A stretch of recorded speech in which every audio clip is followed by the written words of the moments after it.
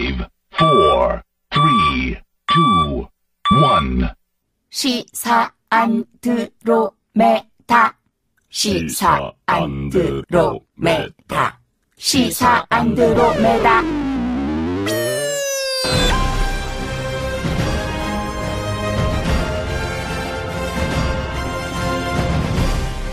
주파수 94.5MHz YTN 라디오 공식 팟캐스트 시사 안드로메다 49번째 방송 시작하겠습니다. 안녕하십니까. 저는 진행을 맡은 이동영 작가고요. 박지훈 변호사, 홍상희 기자도 나오셨습니다. 어서 오십시오. 네, 안녕하세요. 안녕하세요. 날씨가 너무 춥습니다. 너무 추워요. 비가기가 온 것 같습니다. 네. 시베리아 같아요. 네. 꽁꽁 얼겠어요. 영하 15도, 20도. 거기다 또 독감도 요즘 유행이라고 맞아요. 해요. 많은 분들이 또 감기 걸리셨는데 우리 청취자 여러분 감기 조심하시고요. 오랜만에 영화 이야기를 한번 해보러 갑니다. 영화요? 어떤 영화 이야기를 할까요? 의미 있는 영화 그렇습니다. 해야 되겠죠? 예. 네. 여러분 보신 분도 많고 아직 안 보신 분도 계실 것 같은데. 아까운 목숨을 또 이런 식으로. 응? 하여튼 남영동 애들 너무 막 나가서 큰일이다, 큰일. 시신은 어떻게 할까요? 태우라오. 중대병원 의사가 확인했다 아닙니까? 중대병원이요? 심장 쇼크사가 맞습니까? 제가 도착했을 때는 이미 그냥 심정지 상태였습니다. 그 자세히 설명을 해봐야죠. 그러니까 도착을 해가지고 제가 그 몸에 물기를 좀 닦아냈고요. 그리고 동공을 확인해 보니까 물기요? 김대중이 김영삼이 간첩 만들어서 박종철 완전히 덮어버리세요. 그래야 우리가 삽니다. 내래 빨개이 잡는 거 방해하는 갓나들은 무조건 빨개이로 간주하가서. 그런다고 세상이 바뀌어요? 1987. 대단한 영화 아닙니까? 저는 온 가족이 가서. 그렇습니까? 저만 울었어요. 네. 강동원 배우도 이제 이야기를 우리가 했습니다만 이한열 열사 연기를 했어요. 그러면서 본인도 빚을 조금이라도 갚을 수 있는 심정으로 참여했는데 앞으로 열심히 영화 찍으면서 보답하려고 한다 이렇게 이야기했다고 하는데 빚이라고 하는 건 아마 뭐 민주주의에 열심히 행동하셨던 우리 모든 분들, 국민들이 빚을 지고 있죠. 그런 이야기를 한 것 같은데 그런데 뭐 강동원 씨 같은 경우에도 뭐 우리도 2017년 또 1987 30년 후인 2017년에 촛불혁명에 또 모두 참가하지 않았습니까? 그렇죠. 예. 그렇게 함으로써 또 우리 후손들에게 또 좋은 나라를 만들어주는 거 아니겠어요?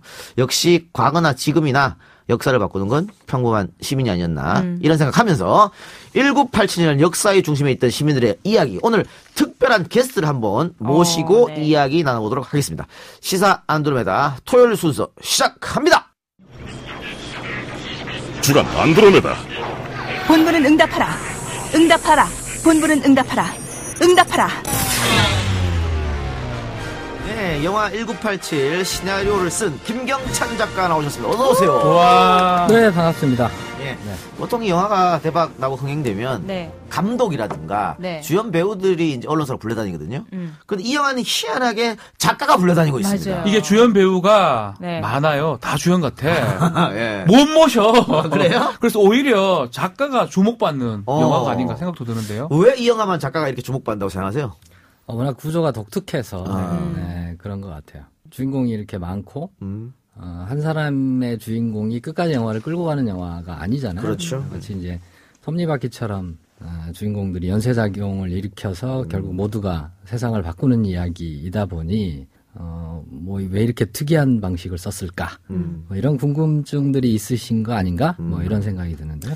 문재인 대통령도 이 영화를 보셨죠? 보고 그래서 뭐 흥행에 좀 더 도움이 됐을 것 같은데 지금 또 이 영화가 뭐 1000만 갈 수 있다 이런 얘기도 나오고 있어요. 이 영화가 이렇게 잘 될지 쓰면서 예상했어요? 만들어지기만 해도 다행이다라고 생각을 했고요.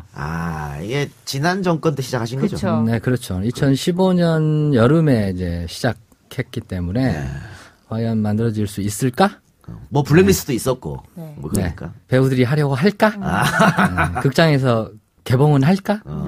근데 원래는 맨 처음에 쓰려고 마음먹었던 1987이 아니고 시나리오가 뭐 조선시대 얘기를 하려고 했다면서요? 그렇죠. 조선시대 사극을 쓰려고 했었고요. 내용도 사실은 1987과 맥이 크게 다르지 않은. 뭐 민초들의 삶 이런 거? 네, 민초들이 나라에 큰 도움이 되는.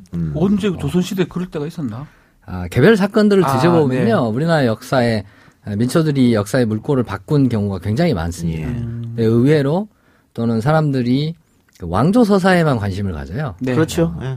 궁중의 암투. 네, 맞습니다. 무슨 후궁들끼리 뭐 어쩌고 저쩌고. 그런 것들만 주로 이제 관심을 갖다 보니 실제로 민초들의 이야기가 대중문화에 나오는 경우는 좀 많지 않죠. 거의 없다고 봐야죠. 그래서 그런 걸 주로 저는 많이 찾는 편이고요. 네. 그런 걸 쓰려고 했는데 언론사 선배와 술자리에서 언론사 선배가 그 1987 6월항쟁을 왜 안 하냐 그거를 이 얘기를 듣고 이걸 바꿨다면서요. 아무도 왜 이런 거 안 하냐? 5.18은 하는데 뭐 이런 얘기도 했다면서요. 네, 그런 이야기를 듣고 사실 술이 좀 많이 취하셨어요. 그분이. 네, 그래서 원래 사극을 쓰려고 한다. 야, 다 집어치우고 이런 걸 해. 뭐 하는 짓이야. 뭐 이렇게 얘기를 하신 거죠. 아, 그분이 술에 취해서? 그분이 YTN 네. 소속이죠. 술 많이 드시는 분입니다. 네, 그 이름 뭐예요, 그분이? 송태엽 기자라고요. 지금 전주지국에 계시는. 송태엽 기자. 그래서 이제 그 이야기를 바꿨는데 어떻게 술술 썼습니까? 아니면 깊은 고뇌가 있었습니까? 제일 어려운 건 이 6월 항쟁 자체가 워낙 그 많은 사람들의 노력으로 만들어진 네. 거기 때문에 대충 꼽아보니까 한 수백 명 되더라고요. 나중에 광장에 선 시민들까지 하면 수백만 명이잖아요. 그렇죠. 도대체 이 이야기를 어떻게 누군가를 끄집어내서 어떤 방식으로 풀어내야 할 것인가에 네. 대한 고민이 제일 많았죠. 이거 자칫 잘못해서 어떤 한 사람 또는 뭐 두어 명 정도의 영웅서사로 풀어버리면 모두가 주인공이고 모두가 노력한 6월 항쟁의 의미가 퇴색되기 때문에 어떻게 하면 이 사람들을 잘 엮어서 주제에 맞는 이야기를 할 수 있을까? 그 부분이 제일 어려웠죠. 그러다 보니까 제가 이 정봉주 전 의원을 얘기하다 보니까 자기는 저때 여쭈에 있었다 그러고 또 정청래 전 의원도 자기는 저때 여쭈에 있었다 그러고 다 그 영화에서 일정 부분에 본인이 있었다라고 자꾸 얘기를 하더라고요. 청취자 여러분, 박주변에서 얘기한 요쯤이라는 건요, 여기쯤이라고 말합니다. 이해해 주시기 바랍니다. 이 영화 장면에서 저쯤에 자기가 뭘 하고 있었다. 그 얘기를 하는 거 봤을 때 다들 주인공이죠. 다 뭐. 주인공이라는 그렇죠. 걸 지금 작가님이 말씀하시는 것 같습니다. 예. 문재인 대통령도 이 영화를 관람했는데 만나보셨습니까? 네. 예. 만나봤습니다. 어떤 이야기를 나눴습니까? 처음에는 이제 서열 정리하느라고 가벼운 얘기 하면서 왜냐하면 그때 이제 조국 수석도 오셨고 김은석 배우가 계셨으니까 전부 이제 부산 해광고 동문이잖아요. 박정선 열사도 네. 해광고 출신이시고 또 그 자리에 참석하지는 않았지만 저희 영화에 출연한 이 오달수 배우도 해광고. 그렇구나. 누가 선배냐 이걸 가지고 조금 얘기를 하시다가 그 배은심 여사께서 이한 열사 어머님께서 우리 강 배우는 왜 포스터에 안 나오느냐 이러면서 대통령님께 좀 섭섭하다 그런 말씀을 하셨죠. 네. 그래서 제가 컨셉이다. 맞아요. 이야기 자체가 깜짝 놀래게 만드는 것이기 때문에 이해를 좀 해주십사. 뭐 그런 얘기를 했었고 네. 가장 인상적인 장면은 교도관이셨던 한재동 씨가 그 자리에 참석하셨는데 유해진 씨가 네, 보냈죠? 유해진 씨가 맡았던 네. 역, 그 한재동 씨가 배은심 어머님께 갑자기 뜬금없이 죄송하다고 사과를 하시더라고요. 아하. 그래서 그게 무슨 의미인지 사실 좀 알 수 없었고 네. 조금 분위기가 좀 묘해졌어요. 네. 그분께서 떨리는 목소리로 네. 눈물이 그렁그렁한 눈으로 배은심 어머님께 죄송합니다 라고 하니까 그랬더니 배은심 어머님께서 당신이 왜 나에게 죄송하다고 하느냐 네. 물으니까 한재동 교도관이 얘기하기를 내가 그 편지를 이우영 선생이 준 편지를 바깥에 전달하지 않았으면 아하. 이한열 열사가 돌아가시지 않았을 텐데 아. 내가 편지를 전달해서 그분이 돌아가신 것 같아서 아이고, 예. 어머님께 몹시 죄송하다고 말씀하셨고 배은심 어머님께서 진심으로 고맙다라고 답을 하셨어요. 저는 그 장면이 가장 감동적이에요. 인상적이었어요. 네. 예. 슬프기도 하고. 문 대통령이 가장 울림이 컸던 대사로 그런다고 세상이 바뀌나요였다고 하는데 사실 이 이야기는 당시에도 굉장히 많이 우리가 들었던 말이고요. 뭐 노무현 대통령도 그런 얘기 했잖아요. 네. 유명한 말인데 뭐 계란으로 바위치기다. 너는 뒤로 빠져라. 뭐 이런 얘기 많이 들었다고. 그렇죠. 뭐 최근에도 사실은 너 혼자 그런다고 뭐 어떻게 달라지냐? 네. 적당히 좀 해라. 뭐 이런 얘기도 많아요. 네. 그런다고 세상 바뀌나요? 뭐 당연히 의식하고 쓰셨겠죠. 이게 김태리 지나쳤을 때. 대학생이 네. 계속 했던 말이죠. 그죠? 예. 사실 캐릭터가 거의 확실하게 정해진 상황이었고 네. 국민을 보통 평범한 사람들을 상징하는 인물이었기 때문에 그 대사는 그냥 당연히 나올 수밖에 없는 네. 대사였고요. 뭐 그다지 어려운 대사는 아니었던 것 같아요. 다만 이게 이제 제가 예. 다 뭐 너무 뭐 감동적이고 그러는데 전 그거에 자꾸 기억이 나요. 이 언론에도 보도가 됐는데 영화 끝나고 저는 딱 자막 올라오면 다 나와버리거든요. 일나기가 좀 먹먹해서 못 일어나겠더라고요. 일어나기가. 예, 일어나기가. 네. 그래서 아마 제가 봤던 그 극장에서도 대부분 사람들이 네. 끝날 때까지 앉아 있었는데 네. 많은 영화관에서 극장에서 이 엔딩이 올라오고도 계속 봤다라는 거. 그 얘기 들었을 때 좀 작가로서 상당히 기분이 어땠어요? 뭐. 저는 극장 알바들이 좀 힘들겠구나 하는 생각을 제일 먼저 했고요. 청소할 시간이 없잖아요. 네. 그리고 이 사람들 왜 이러지? 뭐 이런 느낌. 예. 일나는 게 미안하다는 생각도 들고 뭔가 먹먹하다는 생각이 들더라고요. 저는 진짜로. 그래서 앉아서 봐야 되겠다. 그 마음들이 너무 고마우기도 하고 또 우리가 그나마 전달하려고 하는 메시지가 가감 없이 전달할 수 있게 영화를 만들었구나. 뭐 이런 생각 때문에 뿌듯하기도 하고 또 한편으로는 죄송스럽기도 하고 네. 네, 그랬습니다. 대본을 15번이나 고쳤다고 들었는데 어떤 부분이 그렇게 크게 고민이 되셨어요? 앞서 말씀하신 그런 복잡한 사건을 열거하시는 부분인지 어떤 부분이 제일 어려웠을까요? 저희 이제 영화가 출발이 이제 87년 1월부터 6월까지 그 한정된 기간을 보여주는 건데 네. 사실 그 안에서 벌어지는 모든 사건들이 역사적 맥락이 있거든요. 네. 근데 그런 역사적 맥락을 완전히 거세하고 이야기하는 것은 맞지 않다라고 보는데 그런 역사적 맥락을 다 보여주고 가려면 50부작 대하 드라마가 돼야 되는 상황이거든요. 예를 들어서 당시 검찰이 경찰과 마찰을 빚는 네. 이유는 86년에 부천 성고문 사건 때 경찰이 주도해서 그 문기동이라고 하는 가해 경찰관을 기소유예로 풀어져 버리고 오히려 피해자였던 그 권인숙 네. 씨를 구속해서 높은 형량을 이제 구형하게 되는 사건이 있었거든요. 네. 그러니까 그런 사건들이 그 검찰의 불만을 높게 네. 만들었고 우리가 경찰의 시녀냐 권력의 시녀가 아니라 경찰 뒤치다거리하는 게 검찰이냐 그래서 검사들이 상당히 불만을 많이 가졌었거든요. 그게 이제 비등점을 넘어선 계기가 이제 87년 1월 그 박종철 고문치사 사건 때 니들 잘 걸렸어 이제 이런 분위기가 있었어요. 근데 그걸 다 보여줄 수는 없잖아요. 네. 그래서 영화 속에서 이제 최한 검사와 지검장이 나누는 대화 속에 그 힌트가 숨어져 있거든요. 네. 우리가 저번에 짧게 이제 등장해요. 부천 성고문 사건 때 우리가 다 똥물 뒤집어 썼다. 네, 그렇게 얘기하죠. 또 갈 수는 없잖냐. 그래서 우리 제대로 똑바로 하자. 이런 이야기를 하잖아요. 그런 방식으로 역사적 맥락들을 매 씬 속에 대사나 상황을 통해서 보여줘야 하니까 직접적으로 할 수는 없고 그렇죠. 그래서 굉장히 그런 부분들이 좀 어려웠어요. 또 그 나중에 박희순 씨가 연기한 조반장이 교도소에서 가혹행위 취사죄라는 얘기를 하잖아요. 네. 박 처장한테 네. 가혹행위 취사죄는 최하 10년이다. 10년. 네.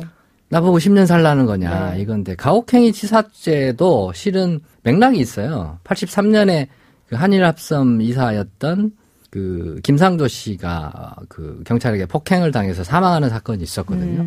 그래서 만들어진 게 이제 특가법에 가혹행위 취사죄가 생긴 거거든요. 네. 그게 이제 처음 적용되는 사건이 이거예요. 그러니까 가혹행위 취사죄라는 말이 굉장히 좀 어려워요. 그렇죠. 일반 그 관객한테는. 하지만 그 대사를 함으로 인해서 혹시라도 이 법이 이렇게 생긴 거구나. 그렇게 되면 83년에 그런 일이 있었구나. 또 그 이전에 뭐 86년에도 수많은 의문사들이 있었잖아요. 신호수 씨 사건이라든지 그런 의문사에 관한 이야기를 영화 안에 어떻게든 역사적 맥락을 넣기 위해서 영화 속 박 처장이 자기 부하 이 조반장을 겁박할 때 니네 가족들 다 임진강에 다 그렇죠. 버려버린다. 네. 그럼 월북자로 처리하면 된다. 죽으면 네. 이런 식의 이야기를 하잖아요. 예. 그게 이제 괜히 나오는 게 아니고 그런 식으로 의문사들을 만들어내고 억울하게 죽은 사람들을 뭐 월북자로 만든다거나 아니면 그냥 단순 변사로 처리한다거나 자살로 처리한다거나 이런 일들을 너무 많이 해왔기 때문에 그런 부도덕한 정권 또는 부도덕한 경찰의 그 역사적 맥락을 보여주기 위해서 그런 대사들을 삽입하는 과정이 제일 어려웠죠. 약간 저도 가혹행 치사 얘기를 하길래 저야 뭐 법률을 하니까 근데 굳이 저렇게 조경인가 조반장이 저 얘기를 할 이유가 있었나라는 조금 생각을 한 적이 있어요. 근데 지금 들어보니까 일부러 그게 그 범죄명을 넣었다는 생각도 드네요. 씬마다 그런 게 숨어 있어요. 네. 그거 나중에 그쵸. 보는 재미도 있어요. 숨은 그림 찾기죠, 뭐. 네. 완전 숨은 찾기죠. 근데, 저도 김대중 대 김영삼이라는 제가 쓴 아주 훌륭한 책이죠. 훌륭한 책입니다. 네, 그 훌륭한 책에서. 훌륭합니까? 예. 네. 저 정말 재밌게 꼭 봐야 되겠네요. 네, 진짜 잘 썼어요. 여기 1987 부분이 나옵니다. 네. 아, 그랬어요? 나오는데 그 같은 작가로서 어려움이 분명히 있었으라는 게 뭐냐면 제 머리에 있는 역사적 기억하고 네. 신문 기사들을 하고 또 역사적 사실을 하고 이게 믹스가 되면서 뭐가 사실인지 뭐가 거짓인지 네. 그리고 자료마다 다 다르거든요. 예를 들면 탁하고 친이 억하고 죽었다. 이거 누가 말했다는 게 기사마다 다 달라요. 아, 그랬어요? 자료마다 다 달라요. 이런 부분은 어떻게 풀어내신 겁니까? 그러면 힘들었을 텐데. 고증. 당시에 그 현장에 있었던 분들이 쓴 글들을 이제 모아서 봤어요. 누가 탁친이 역하고를 얘기를 했느냐. 예. 본인이 말씀하신 대로 다 달라요. 그렇죠. 그게 박천 처장일 수도 있고 다 다를 수도 영화에서는 있더라고요. 강민찬일 수도 있고. 예. 그건 아니고요. 예. 당시 기자회견이 어떤 방식으로 이루어졌는지를 보면, 보통 이제 그때 당시는 방송사 기자들을 사실 신문사 기자들이 우습게 봤어요. 맞아요. 그래서 기자실에 방송사 기자는 못 들어옵니다. 예. 기자회견을 하게 되면 방송사 기자는 못 들어와요. 그러다가 나중에 그 정리가 다 끝나면 뒤늦게 방송사 그렇죠. 카메라가 들어와서 브리핑하는 장면을 찍어요. 그게 그러다 보니 제가 추론한 결론은 신문 기자들 뭐 그때는 몇 명 안 되잖아요. 네. 하고 일종의 지금 말하는 백브리핑 같은 걸 했던 거죠. 이런 일이 있었고 이렇게 됐고 이렇게 됐다 할 때 박처원 치안감이 탁친이 억하고 죽었다라는 말을 맨 먼저 뱉어요. 그리고 나서 방송사 카메라가 들어오면 치안본부장이 이제 원고를 보고 읽어요. 읽습니다. 네. 그렇죠. 그러면서 탁친이 억하고라는 표현을 쓰거든요. 근데 방송은 마지막에 녹화한 그 장면이 나가잖아요. 그렇죠. 그러니까 박처원 치안감이 탁친이 억하고를 했다는 것은 당시 현장에 있었던 기자들 말고는 아무도 몰라요. 그리고 당시 현장에 있었던 기자들도 기억이 뒤섞여요. 그 박처원이 아니라 치안본부장이 했던 건데, 예. 근데 그 중에 두 분 정도가 묘사한 글이 네. 치안본부장이 이렇게 백브리핑 할 때 이런 상황 설명하다가 그 부분에서 자기가 차마 말을 못하고 박 처장을 쳐다보니 박 처장이 못내 이러다가 탁친이 억하고라는 표현을 했다. 이 글이 두 분한테서 나오니 이거는 이제 언론사에서 얘기하는 일종의 크로스 체크가 된 거잖아요. 그래서 저는 영화적 맥락도 박 처장 입에서 나오는 게 맞고 그게 거짓이 아니고 그래서 박 처장이 직접 얘기하는 것으로 영화를 시나리오를 쓴 거죠. 네. 사실은 최한 검사 역할이 굉장히 컸는데, 사실은 이 1987 이후에도 최한이라는 이름이 쑥 들어갔거든요. 잘 몰랐습니다, 많은 분들이. 그랬는데 어떻게 그 최한을 그렇게 비중 있게. 안상수 당시 검사 얘기가 많이 나왔었죠. 사실은. 옛날에는 그랬죠. 네. 근데 그 최한 검사 어떻게 비중 있게 할 생각을 하셨습니까? 저희는, 애초에, 이 시나리오를 쓸 때 제일 원칙으로 삼았던 게 팩트에 기반한 이야기. 네. 실제 인물의 이야기. 영화적 재미를 위해서 역사적 사실을 왜곡하거나 가공하는 것을 최소화해야 된다라고 생각을 했었고 실제 팩트를 추적해보니 최한 검사가 다 했어요. 그렇죠. 안상수 검사는 시키는 대로 했고 심지어는 나중에 교도소에서 일종의 이제 그 진범을 은폐하는데 일조하기도 했었고 뭐 나중에 대법관이 되신 뭐 박상욱 씨인가요? 네. 그분도 같이 있었고 네. 사실 기록 속에 이게 남아 있어요. 날짜도 뭐 그 87년 2월 27일에 교도소에서 그 조한경 이 반장이 네. 진범이 따로 있다는 얘기를 했다. 했음에도 불구하고 이 사람이 이제 그걸 제대로 밝혀내지 않았다. 이러면 안 되는데 뭐 이런 느낌이었다. 네네. 기록이 남아 있어요. 근데 제가 어떻게 다른 인물을 세울 수 있었겠습니까? 근데 최한 검사 같은 경우에는 실제적으로는 계속 검찰에 그 몸담았거든요. 부분이 제가 좀 이해가 안 되는 게 영화에서는 변호사로. 99년까지 아마 이제 고등검사장까지 한 걸로 제가 알고 있는데. 네, 그분이 이제 나중에 검사를 퇴직하신 건 아니고 네, 나중에 영화에서 변호사가 되게 하정우 씨죠, 그죠? 대구지검으로 내려가서 자천되셨다가 네. 다시 서울지검으로 복귀하셔서 전두환 노태우 이 두 전직 대통령을 구속한 분이 이제 최한 검사시거든요. 근데 이제 영화적으로 이분이 잘리지 않고 좌천됐다라고 하는 것보다는 사실상 잘린 거니까 잘렸다. 그만두고 나오셔서. 하는 게 조금 더 관객이 이해하기 쉬우니까. 그 부분은. 네, 그래서. 임팩트도 더 좋고. 네, 그렇죠. 근데 이 시나리오를 쓰셔서 이제 장준환 감독한테 보여주셨을 때 그 당시만 해도 촛불 전이고 이게 좀 머뭇거리지 않으셨을까라는 생각도 좀 들고 그 이전에 왜 장준환 감독한테 가지고 가셨어요? 저희가 가져간 게 아니고요. 네. 본인이 왔어요. 그러니까 일부 이제 그 제작자이신 이유정 대표의 바로 이제 직계 후배분이 모니터 차원에서 이제 이 시나리오를 보셨고 장준환 감독과 다른 영화를 준비하다가 이제 그 혹시 이런 게 있는데 관심이 있느냐 장준환 감독이 보시고 이거 너무 좋은데 그래서 우리한테 내가 하면 안 되겠느냐 이렇게 됐고 제 입장에서는 가장 우려했었던 거는 주인공이 많은 구성이잖아요. 아주 독특한 구성이기 때문에 이 구성을 지켜줄 수 있는 감독이 필요했어요.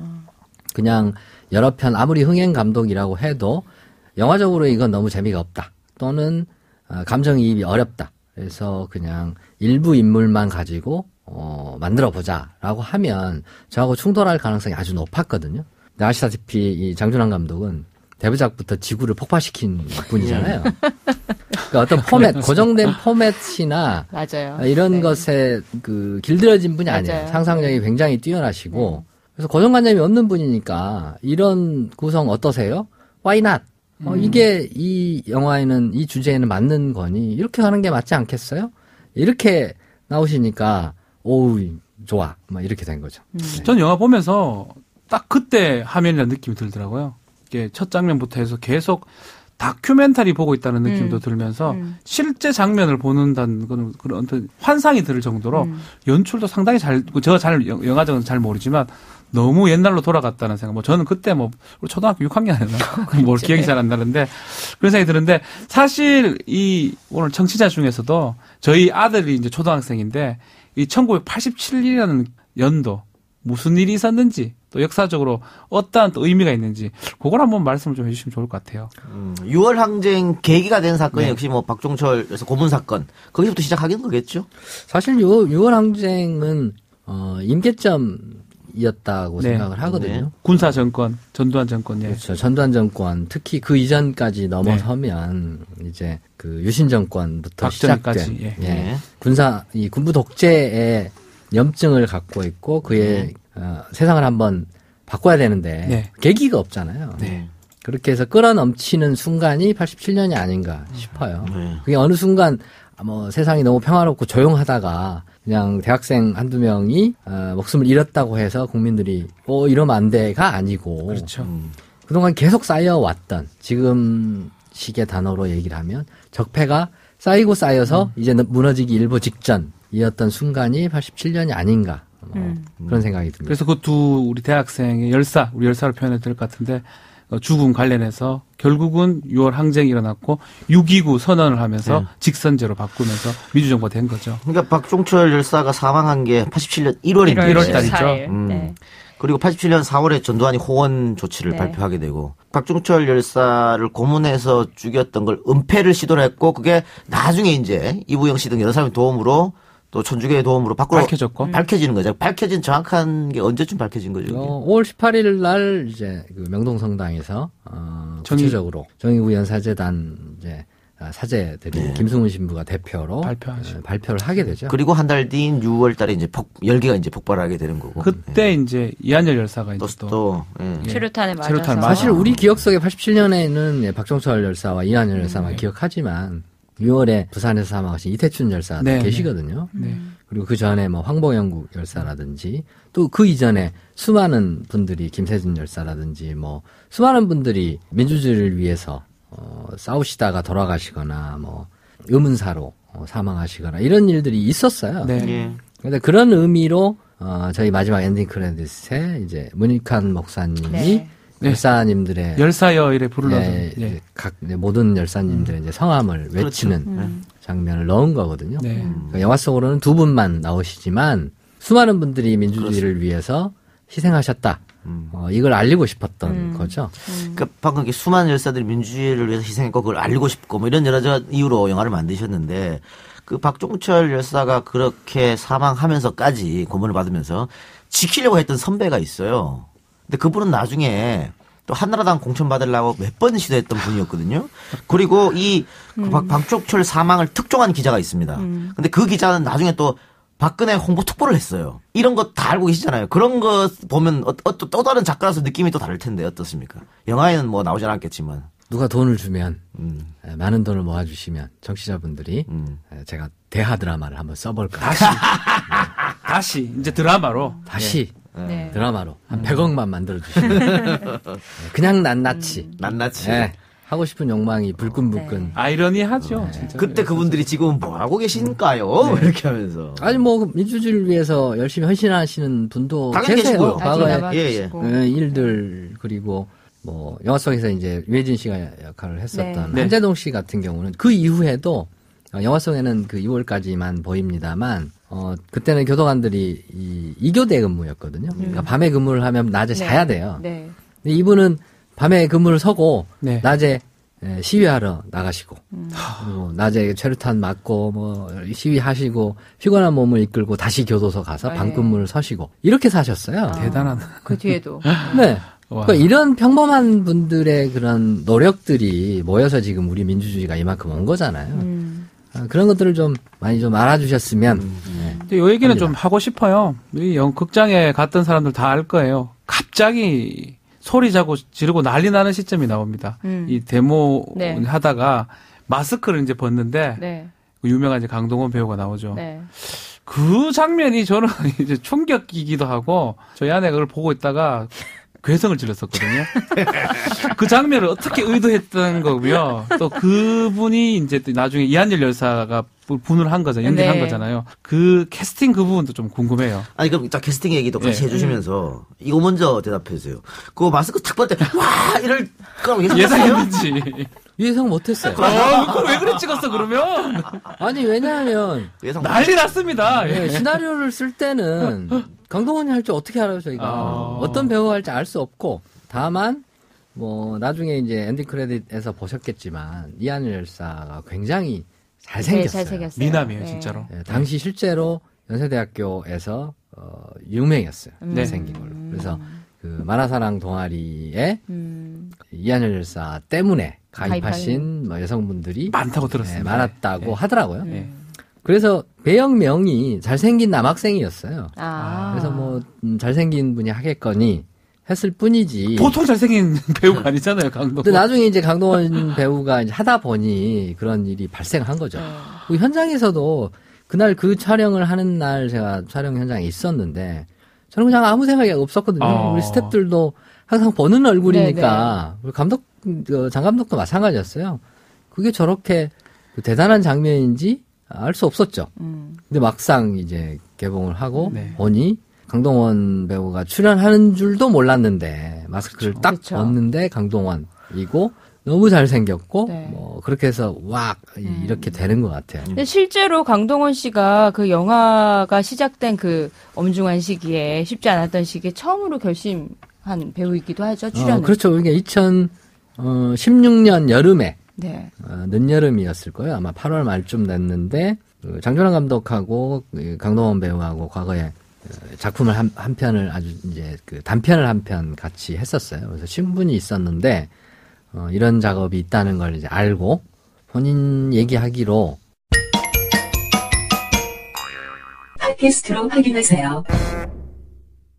저는 이게 영화가 정말로 주연 조연 구별이 없는데 뭐 검사 채환을 했던 하정우 씨라든지 박천 했던 뭐 김윤숙 씨라든지 다 눈에 띄고 다 주인공 같아요. 그 사람으로 보면 주인공이에요. 역사의 주인공인데 저는 정말 눈에 띄었던 게 그 박종철 열사의 작은 아버지 삼촌 역할을 했던 원래는 제가 그 이름 잘 기억 못하는데 조우진 씨, 조직 폭력배로 좀 많이 나오잖아요. 내부자들이라는 영화에서. 근데 연기를 하는데 너무 연기가 정말 억울한 그 연기가 잠시 짧게 나오는데 제 눈에는 가장 남거든요. 그 정도로 한 명 한 명이 다 주인공이에요. 그러니까 그날 내가 촬영 현장에 있었어요. 공교롭게도. 저는 감동적이었습니다. 있었는데 조우진 배우가 애초에 이 촬영에 참여할 때부터 무슨 역이든 하나만 하게 해달라고 오셨고 뭐 개런티고 뭐고 상관없으니 뭐든 하나만 하게 해달라. 그래서 이제 그 역을 하게 됐는데 그날 촬영 현장에 가봤더니 하루 종일 울고 계셨대요. 그 만약에 삼촌이 사랑하는 조카를 잃게 되면 그 슬픔이 아주 짧은 순간 울고 마는 게 아니잖아요. 그렇죠. 그 소식을 들었을 때부터 계속 슬픔이 쌓여가는 것이고 보험실에 들어가면 그 슬픔이 터지는 거잖아요. 그렇죠. 그 감정을 유지하기 위해서 계속 울고 계신 거예요. 와. 그래서 이 배우 정말 대단한 배우다. 연기가 아니에요. 진짜 정말 그러니까 진짜 이상이었어요. 파급 효과가 어떻게 됐냐면 그런 모습을 보니까 딸랑 세 장면 나오거든요. 맞습니다. 짧게 나와요. 박희순 배우가 나중에 그 얘기를 하더라고요. 조우진 배우가 그러고 있는 걸 보니까 정신이 번쩍 나더라. 쟤도 저러는데 나는 뭐 어설프게 하면 절대 안 되겠다. 그래서 나중에 뭐 박 처장하고 그 마주치는 씬에서 책상을 치는 장면이 있거든요. 원래 시나리오에는 책상을 주먹으로 치는 저기 장면이 없어요. 본인이 책상을 너무 과하게 쳐서 나중에 보니 이렇게 손이 퉁퉁 부어 있더라고요. 지금 뭐 조우진 배우의 연기력을 칭찬해 주셨는데 저는 아직 영화를 못 봤습니다. 못 봐서 지금 무슨 얘기 하는 아니 이럴 수가. 요거 인터뷰 끝나고 바로 가서 보겠습니다. 바로 가서 볼 텐데 연기력 얘기 나왔으니까 그 김윤석 씨가 말도 마세요. 정말 뭐 환상적인 연기를 원래 그분은 연기 잘하는 걸로 소문났지만 말도 마세요. 이번 영화는 뭐 신이 내린 연기다 얘기가 있대요. 끔찍합니다 사실은. 정말 악마 같기도 한데 저도 이런 생각도 들었어요. 김윤석 배우가 자기 어릴 때 얘기 사진을 보여주면서 할 때 약간은 이해할 수 있는 측면, 약간입니다. 그 정도로 연기가 잘 된 게 아닌가. 북한 말 비슷한 것도 그렇고 뭐 정말 신의 연기가 아닌가 생각도 듭니다. 이건 뭐 시나리오 작가로서 연기 보신 소감 어떠세요? 120%, 200% 120% 잘해주셨죠. 본인이 준비를 너무 열심히 하셨고요. 네. 그리고 저는 제가 할 수 있는 것, 그다음에 장준환 감독이 할 수 있는 것은 최선을 다해서 그때의 그 박청원이라는 인물이 행했던 일, 뭐 에피소드 이런 것들을 전달해서 박청원이라는 사람과 거의 비슷하게 흡사하게 연기할 수 있도록 돕는 거 말고는 할 수 있는 게 없잖아요. 근데 본인이 이 영화의 의미에 너무 크게 이제 동참을 해주셔서 정말 혼신의 연기를 해주신 거죠. 1987에서 빼놓을 수 없는 분이 박종철 열사와 이한열 열사인데 사실 이 두 분의 직접적인 연관성은 없어요. 그래서 제가 되게 기가 막히다고 여겼던 게 이 두 사람을 이었어요. 그 여학생을 매개로 했다고 해야 되나요? 연희를 통해서. 연희를 통해서 이은 게 너무 맞네. 기가 막힌 거예요. 맞네. 그렇죠. 그러니까 놀랍다. 아주 직접적인 연관성은 없고 두 분이 외친 것과 연루된 사건도 다르단 말이에요. 그 이 학생이 유일한 그럼 이 영화에서 유일한 허구 인물이라고 보면 됩니까? 사실상 허구의 김태리 인물이긴 씨가 하지만, 연기했죠. 허구의 인물이긴 하지만 모티브는 있었죠. 그러니까 영화 속에 등장하진 않지만 그러니까 한재동 교도관과 전병준 교도관이 전달한 편지를 김장훈 선생이 받는 부분만 우리가 보여지잖아요. 연희가 편지를 김정남 선생한테 주고 영화는 이제 그 뒤 얼마 뒤에 끝나는데 실은 그걸 이제 김정남 선생이 갖고 있다가 이제 천지구교 정유비원 사재단에 이걸 전달해야 되는데 명동성당에 그때 숨어 계셨던 곳이 이제 유명한 민권 변호사인 고영구 변호사님 댁에 숨어 계셨거든요. 그러니까 고영구 변호사도 경찰의 감시를 받고 있었기 때문에 이걸 전달할 방법이 없는 거예요. 그때 고영구 변호사의 아내분이신 황국자 여사와 따님이었던 이제 고은영 씨가 배달부 노릇을 하신 거죠. 딸 그 4학년 그하고 비슷한 거네요. 그러면. 그러니까 그 따님이 그때 당시에 대학교 4학년이셨어요. 그러니까 그런 모티브를 차용해서 이 연이라고 하는 가공의 인물을 만들고 이 박종철 열사와 이한열 열사의 이야기를 이어주는 가교이면서 동시에 일반 국민을 상징할 수 있는 캐릭터를 만든 거죠. 그래요. 원래 우리 작가님은 PD였다고요? 네.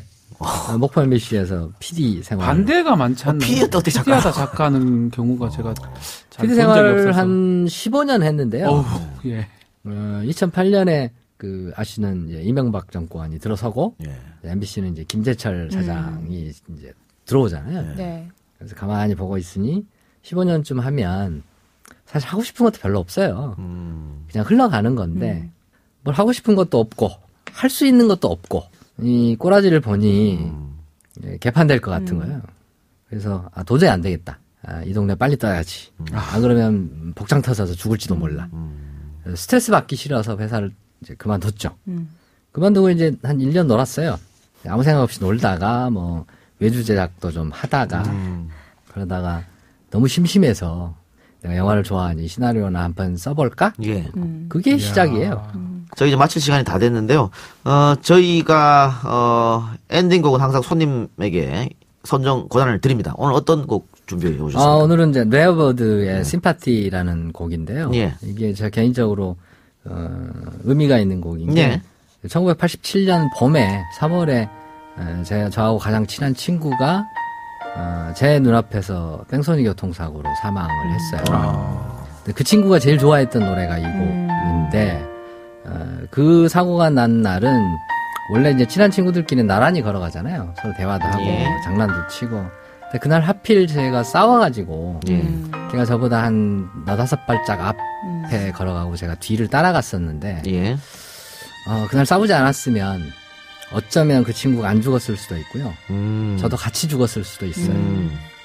그래서 1987년이라고 하는 해가 저한테는 개인적으로도 굉장히 큰 의미를 갖는 예. 해예요. 그래서 이 노래를 절대 잊어버릴 수 없죠. 그래서 이 노래도 가사 자체가 세상에 춥고 어두운 데서 떨고 있는 사람들을 생각해봐라라는 뜻의 그러네. 가사거든요. 그래서 같이 듣고 그런 분들 요즘 날씨가 춥잖아요. 예.